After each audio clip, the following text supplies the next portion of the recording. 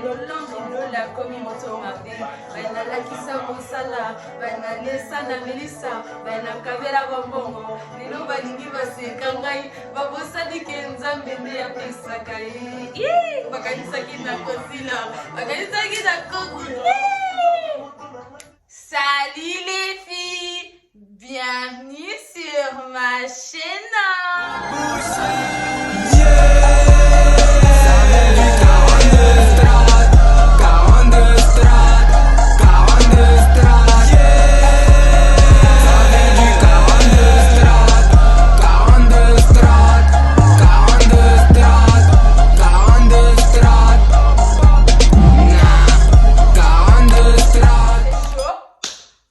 C'est le retour. Donc aujourd'hui j'ai plein de trucs à vous dire, mais la vidéo va être tellement longue que je vais la faire en plusieurs parties.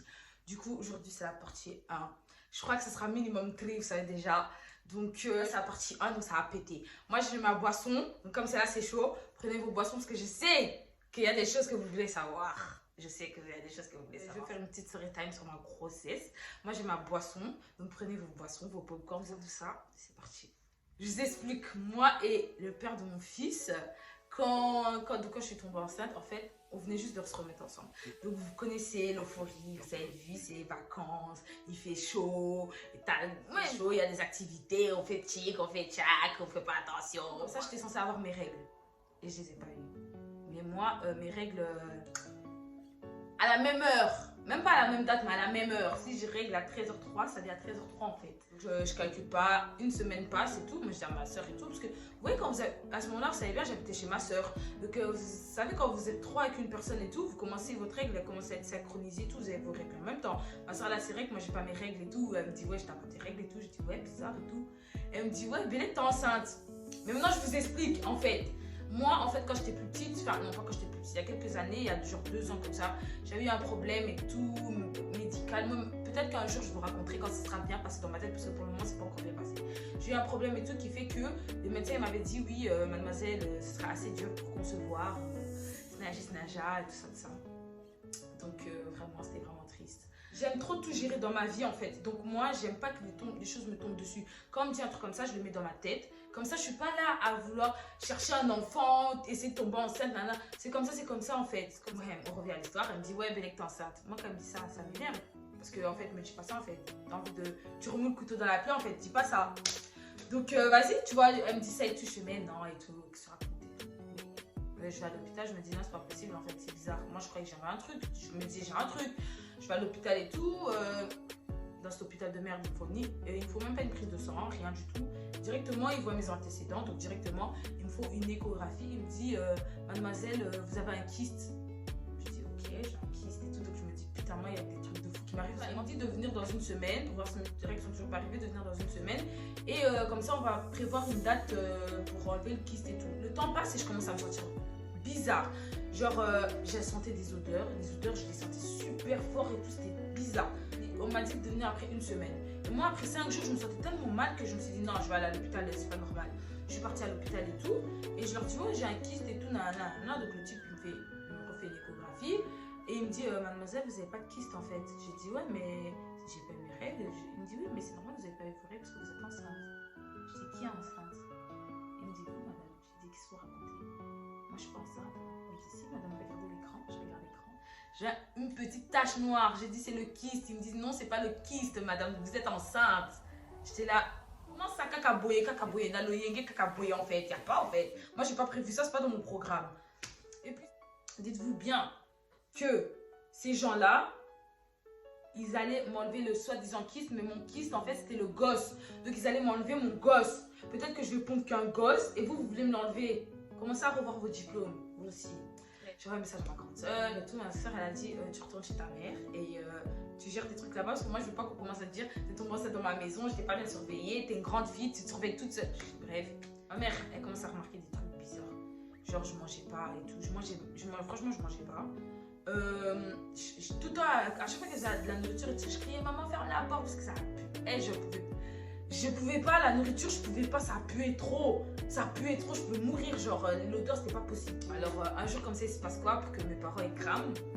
il se passe quoi? Enfin, ma mère, elle avait déjà cramé, mais pour que je le dise de moi-même, il se passe quoi? Genre, je m'embrouille comme d'habitude avec ma petite soeur, parce que ma petite soeur, franchement, pendant ma grossesse, c'était mon souffre-douleur, mais incroyable en fait. Mais bon, en fait, c'est parce que je l'aime tellement que pendant ma grossesse, je la détestais. Je sais pas si c'est bizarre. Donc, c'est tout. Mon père, il sait très bien comment je suis. Moi, j'arrive pas trop. Quand je parle trop, je te saute dessus. T'as capté? Et il savait que j'allais niquer ma petite soeur. Donc, il s'est mis entre nous. En se mettant entre nous, il a fait un petit geste. Il a touché mon ventre en mode. Il voulait nous, tu vois, un peu. Sans faire exprès, il a touché mon ventre. Et j'ai commencé à pleurer.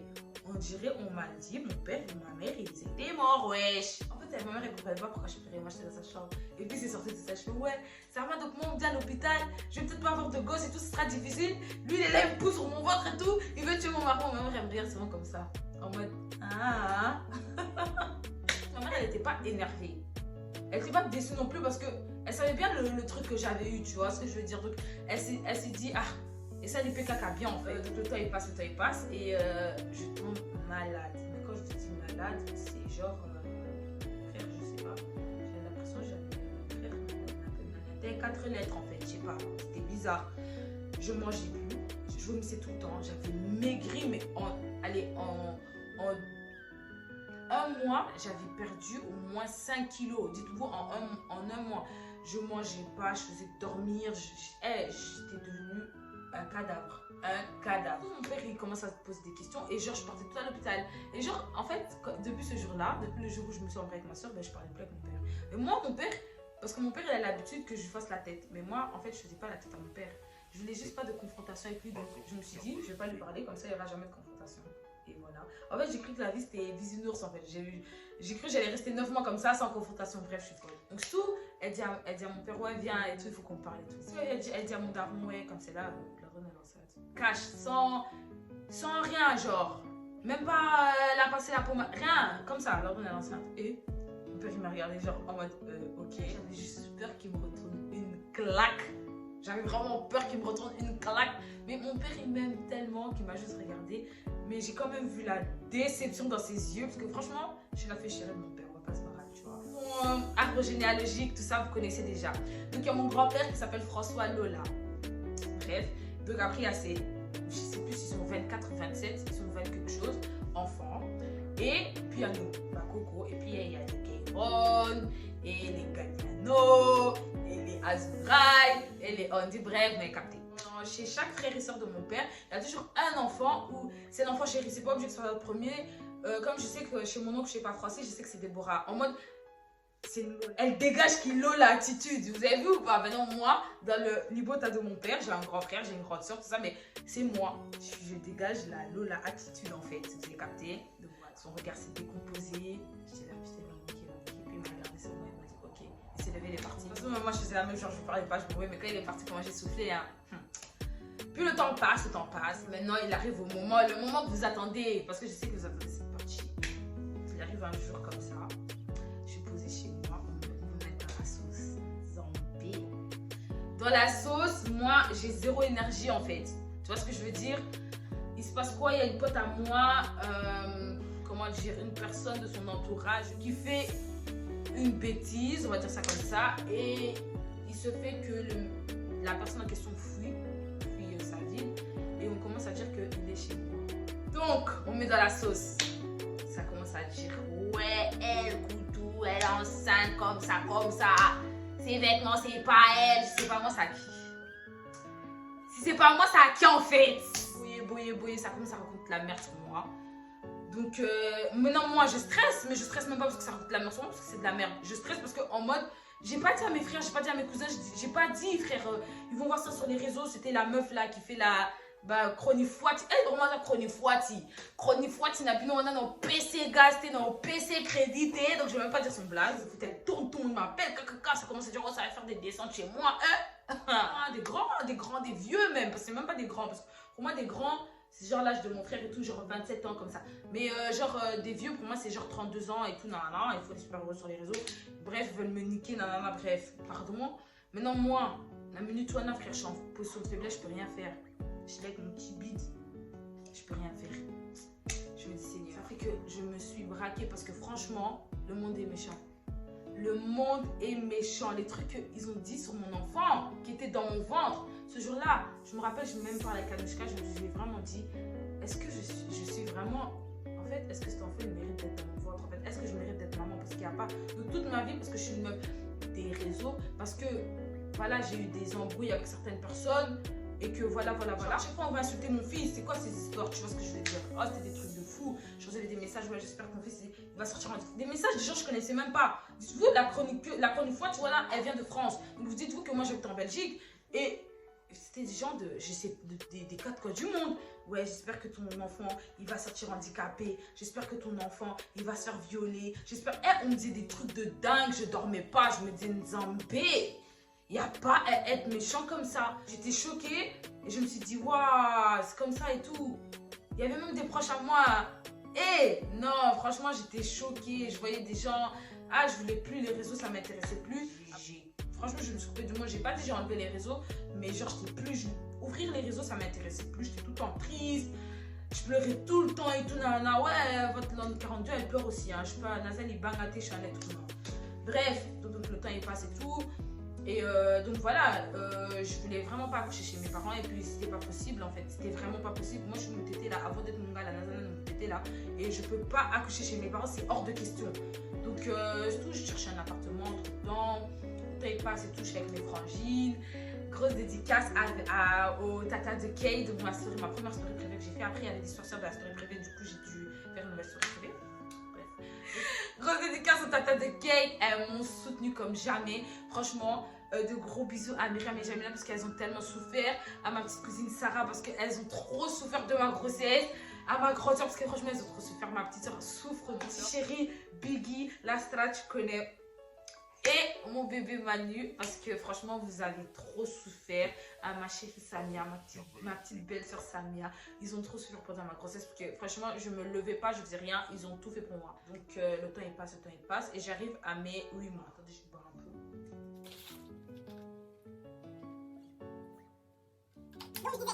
J'arrive à mes 8 mois. Et ce jour-là, je me rappelle, j'étais partie acheter des trucs chez Ikea pour chez nous et tout. Et donc, le soir, on dort. Là, je commence à avoir des putains de crampes. Des putains de crampes, sa mère, on dirait en train de me craquer le ventre, frère. J'avais trop mal. Au début, je me suis dit, non, c'est normal, peut-être c'est un coup. Et tout, il n'y a rien, tu vois. Ça s'est intensifié. Donc, du coup, j'ai dû partir à l'hôpital. J'étais qu'à 8 mois. Hein. Regarde, je me dis, non, votre col est encore fermé, mais il est raccourci. Il est vraiment beaucoup raccourci. Il va falloir vous reposer et tout ça. Moi, je me dis, calme. Je suis rentrée à la maison, je me repose. Genre 10 jours après, j'avais ma dernière échographie, donc l'échographie en 3D et tout. Et donc quand j'arrive à aller mon échographie, je demande, vous voulez pas regarder un peu mon col et tout? Parce que la dernière fois, on m'a dit qu'il était raccourci. J'aimerais bien savoir s'il s'est stoppé là ou il s'est encore beaucoup raccourci. Et elle me regarde, elle me dit, ouais, votre col il s'est encore beaucoup raccourci. Donc là, on va vous faire l'écho. Et puis après, vous allez devoir être interné et tout. On va vous hospitaliser parce que là, c'est chaud. Je dis, comment ça c'est chaud? Ouais, votre col il est vraiment, vraiment court. Genre, vous pouvez même plus marcher là. J'ai dit, pardon? Ouais, donc c'est chaud. Puis après, vas-y, il me faut, ouais, tout. Donc, ils m'ont dit, ouais, vous pouvez partir prendre des affaires et puis revenir. Donc, je suis partie, j'ai bien pris mon temps. Et le problème, c'était quoi? C'est que ma mère et ma grande soeur partent au bled. Donc, moi, je me voyais pas accoucher sans ma mère. Non. Moi, je dois accoucher avec ma mère parce que ma mère, elle doit être à côté de moi pour prier. Déjà que maïenne toute ma grossesse, ma mère, elle doit être là à côté de moi en train de prier, en fait. Moi, ma mère, elle doit être là. Moi, Nzambe Nanga assez, il doit être à côté de moi. Moi, il n'y a pas d'histoire de oh, pas. Hé, ma mère, je t'explique. Pendant 2 jours, ils m'ont fait des piqûres sur les fesses. Genre, c'était pour maturer les poumons du petit au cas où il venait trop tôt. Et je suis restée là et mon col, il n'a pas trop bougé, j'ai pas trop de contraction. Donc, je suis rentrée à la maison. À la maison, je devais être allaitée. Je devais être couchée. Donc, dites-vous vraiment ma grossesse, maman. Franchement, la façon dont vous m'avez haïe, ça a un peu marché. Mais. Mon fils est là. En fait, je vous explique. En chérie, en non, c'est que genre je pouvais à peine à l'hôpital, je pouvais même pas me laver, je pouvais que aller aux toilettes. Ne vous inquiétez pas que j'allais quand même m'essuyer, frère. Il n'y a pas se laver en fait. Je t'explique, il n'y a pas à sentir la transpiration. Déjà que je sentais toutes les odeurs fois 1000, je transpirais un peu, j'avais l'impression, frère, j'ai couru un marathon, frère. Donc ici à la maison, je ne pouvais que aller aux toilettes et me laver. Donc je faisais juste ça. Le temps il passe. J'arrive un jour comme ça, je suis couchée à la maison, couchée, allaitée comme d'habitude. Et je reçois un appel de ma copine. En fait, là, c'est même pas ma copine, c'est ma soeur. Parce que les copines, c'est des filles avec qui je parle tout le temps. Ouais, des copines, c'est des filles avec qui je parle tout le temps. Mais j'ai des soeurs, et mes soeurs, je leur parle. On parle pas tous les jours parce qu'on n'a pas besoin de se parler, on est soeurs en fait.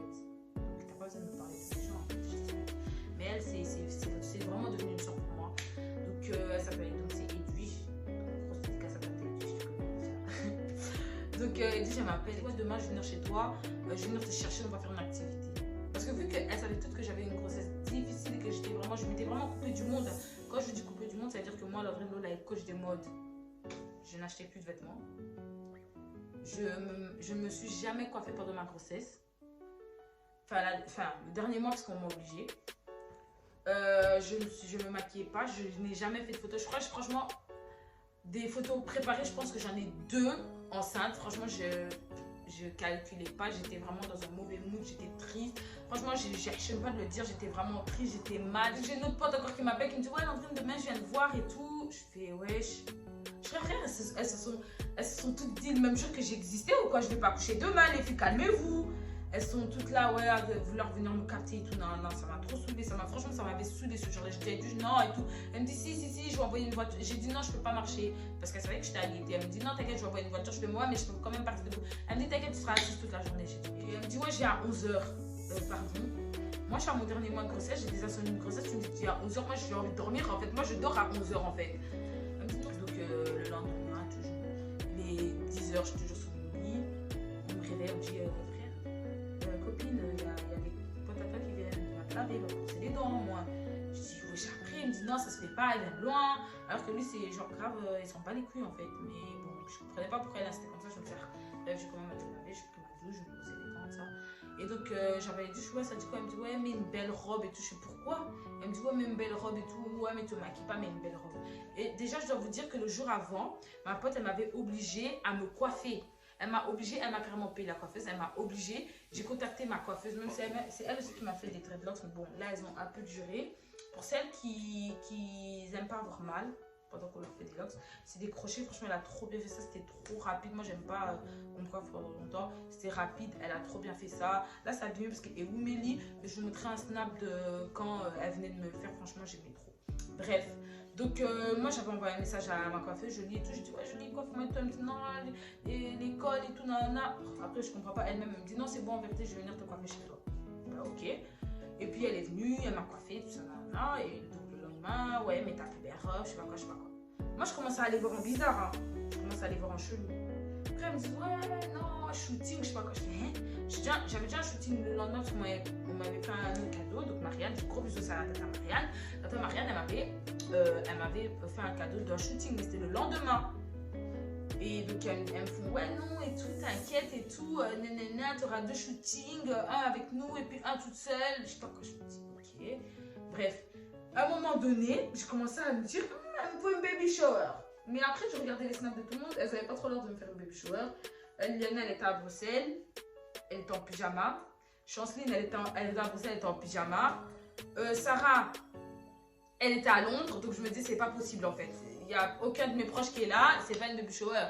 Ma grande soeur, elle était au bled. Et je me dis, c'est pas une baby shower, c'est pas possible. Elle me cache juste les couilles. Elle va me faire des photos alors que je ne peux pas rester debout. Ça me casse les couilles. J'étais trop. Ce jour-là, je cherchais si j'avais des snaps, mais j'étais tellement énervée. J'étais énervée. Tout ça pour que je nase. Tu trouves ça normal? Putain, ils sont en train de me kidnapper, ouais. Et je vois, j'arrive devant chez Rod. Donc, Rod, c'est la fille qui me maquille presque tout le temps. Et genre, c'est ma petite soeur aussi. Donc, je me dis, oh, mais qu'est-ce que je fais ici? Je me dis, bref, ça m'a saoulée. Déjà, Rod, elle connaît mon visage. Elle sait ce que j'aime. Elle sait que j'aime l'extravagance, tout ça, tout ça. Elle me maquille super vite. Mais là, Rod, t'es en train de me maquiller. Ça fait 3 heures que tu me maquilles en fait. À quoi tu joues? Elle fait ça. Et elle fait ça, et elle fait ça, et elle prend son temps. Et la nuit, c'est ma petite cousine Nathalie qui m'avait déposé chez Rod. Je vois, mais revenus nous chercher, oh non, et tout. Rod, et puis je me dis, on va prendre le taxi. Et puis ça commence, il y avait une copine à ma soeur qui était venue se faire coiffer chez Rod, parce qu'elle coiffe aussi. Et ça commence à faire des, oh non, la copine de Glace, ça va nous déposer. Oh. Je commençais à me dire, elle me faut une baby shower parce que là, il me faut traîner comme ça, c'est pas normal. Donc je me dis, impossible qu'il n'y ait pas ma cousine Sarah, à ma baby shower, c'est impossible. Donc je regarde ses snaps Et je vais aller dans le train. Donc j'envoie un message, je fais tu vas où? Elle me dit qu'elle va chez notre cousin Jancy. Je dis ok. Bon ben il n'y a pas de baby shower alors. Je cale pas et tout. Donc j'arrive et tout en voiture. Et je passe devant chez moi. Et je vois la porte elle est ouverte. Je me dis bon j'ai des voisins. Mais je me dis mais pourquoi la porte elle est ouverte? Mais je calcule pas. Et en fait moi ce qui me faisait peur c'est parce que ce jour-là en tout cas je suis sûre que j'avais pas fermé la porte au-dessus. Donc je me disais bizarre en fait. Bien là qu'on cambriole en fait. C'est bizarre. Et puis donc je suis en voiture et je vois ma petite cousine Grace qui habite à Verviers qui passe, mais je me dis mais qu'est-ce qu'elle fait ici en fait? Et puis je me dis non c'est pas elle. D'un coup mis parano, tellement que je me trouvais tout bizarre, je commence à devenir parano. Puis je vois ma petite soeur en bas de chez moi, je dis comment t'as eu les clés? Et puis elle rigole. Et puis elle me dit ouais viens on monte, viens on monte. Et puis je monte. Surprise! Elle m'avait fait une baby shower, franchement, je me suis retenue mais j'ai pas pu me retenir longtemps parce que oh franchement ça m'a fait trop plaisir de voir du monde. Il y avait ma copine de France. Elle était avec le beauf. Frangin, j'étais là, non, genre. En plus, genre, elle était sur Liège. Elle me dit, ouais, je suis venue voir ma belle famille. Donc, il y avait trop de trucs. Je me dis, mais, vous. Je dis, Zara, tu vas pas venir me voir. Non, je suis venue voir ma belle famille. T'inquiète pas, belle, je vais venir te voir. Caca, j'attends que bébé Kate. J'étais là, ok, d'accord. J'envoie un message, elle me répond pas. Je me dis, pardon. Ok. Merci. D'accord. J'étais trop contente. On a dansé. C'était bien la bringue. Donc, c'était bien, franchement. Et tout s'est passé le jour de mon âge. J'ai été faire mon shooting. Et tout, ça s'est très bien passé. Et tout. Donc, voilà. J'étais allaitée, mais moi, elle me disait, je devais accoucher le 15 mai. Le 15 mai. Je n'accouche toujours pas. Le 16, il n'y a rien. Le 17, il n'y a rien. Je vois mon rendez-vous, il me dit, comme mademoiselle, on va devoir vous bloquer. Dans la nuit du 20 au 21, à minuit, tout ça, bref, il m'explique comment ça se passe. Et tout, etc. etc. J'ai chié. Donc, moi, donc, rappelez-vous que j'ai eu une grossesse à risque, hein, donc j'étais allaitée, tout ça, je devais accoucher plus tôt. Ah ben, j'ai accouché plus tard. La suite dans les prochains épisodes. Parce que vous savez, c'est bizarre hein, ce que je vais dire là maintenant tout de suite, mais vas-y, il connaît, ouais, elle sera avec ce type, ça fait fou, nanana, nanana. Ouais, peut-être ils font des trucs et tout, nanana. Peut-être il y a des trucs, des choses, peut-être il y a des bails, mais peut-être, on les a qu'à ma supposition. Mais un enfant, c'est une preuve qu'il y a des bails. Donc là, dans sa tête, il sait que petit yo, ça la kamaba. Ah, Dieu! C'est super gênant ce que je vais dire. Franchement, j'ai appris un truc. Être la mère de l'enfant de quelqu'un, c'est important. Être la mère de quelqu'un, c'est important. C'est vraiment, il faut le respecter parce que un accouchement, c'est pas facile. Une meuf quand elle est enceinte, c'est pas facile. Et franchement, respectez vos meufs, respectez vos bébés. Moi, j'étais pas trop dans les trucs de ouais, vas-y, ta fille, elle est enceinte et tout bizarre. Non, j'étais pas trop dans ça, tu vois. J'étais même pas du tout dans ça d'ailleurs. J'avais déjà un minimum de respect. Maintenant, là, j'ai un maximum de respect pour les mamans en fait. Pour les baby mamas, les jeunes mamans, tout ça, parce que c'est difficile, vous pouvez même pas vous imaginer. J'aimerais bien aussi, dans cette vidéo, vous dire... J'aimerais bien m'excuser auprès de toutes les personnes à qui j'ai fait du mal dans ma vie. Là, pour moi, c'est un nouveau départ. Moi, là, je suis plus la même Landrine qu'avant. D'ailleurs, c'est fini vos histoires de Ligue des Champions. Là, c'est la Coupe du Monde. Moi, tout ça, pas niveau, vous avez vu ou pas? Bref. Non, sérieusement. M'excuser auprès de vraiment de toutes les personnes à qui j'ai fait du mal. Je le dis publiquement. Et de moi, t'as fallu au chrétien qui a un réseau. Il y a aussi un pardon à réseau. Donc, moi, je suis un chrétien qui me YouTube. Il y a aussi un pardon à YouTube. Donc, Michel, franchement, je m'excuse à toutes ces personnes à qui j'ai fait du mal. Moi, comme on a mon toté, c'était un premier. Moi, maman, moi, c'est pas mon nom. Moi, je suis pas là. Moi, je suis dans les couches de Kéron et les biberons de Kéron. Moi, je suis plus dans vos histoires. Et allô, Baka, Salab, Kazo, Nesaki. Moi, c'est pas mon problème. Vous savez ou pas? Franchement, vous m'avez manqué, hein. Franchement, je suis trop excitée. Je suis trop excitée de revenir sur YouTube. Là, je pense que vous avez remarqué. Donc, important, j'ai fait ma vidéo. Donc, voilà quoi, votre youtubeuse préférée.